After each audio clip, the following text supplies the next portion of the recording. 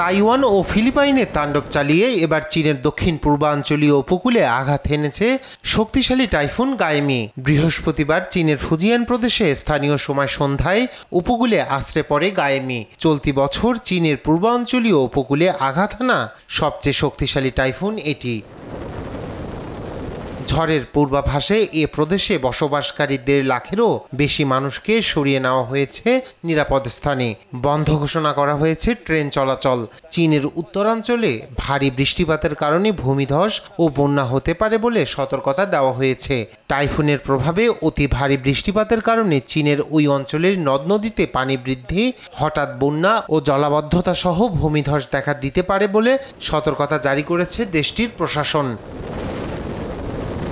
এর আগে তাইওয়ানের ওপর দিয়ে দমকা হাওয়া সহ ঘন্টায় সর্বোচ্চ 227 কিলোমিটার বাতাসের বেগ নিয়ে বয়ে যায় গাইমি।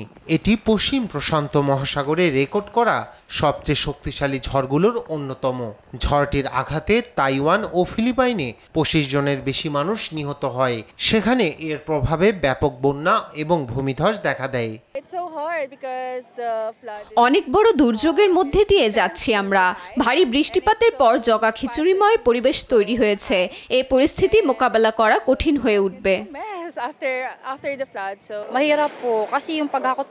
বন্যা আমাদের জন্য অনেক সমস্যার সৃষ্টি করেছে। আমরা একটি বাংলোতে ঠাঁই নিয়েছি। এটি সত্যিই চ্যালেঞ্জিং।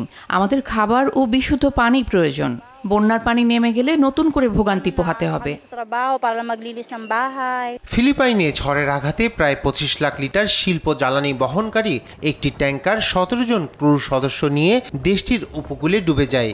এর ফলে ওই ট্যাঙ্কার থেকে তেল ছড়িয়ে পড়া রোধে বেশ বেগ পেতে হয়। ফিলিপাইনের উপকূলরক্ষীরা জানান তারা একজন নিখোঁজ ক্রু সদস্যের মৃতদেহ খুঁজে পেয়েছেন এবং অন্য 16 জনকে উদ্ধার করেছেন তারা। রায়হান কবির শুভ্র, নিউজ ডেস্ক, দেশ টিভি।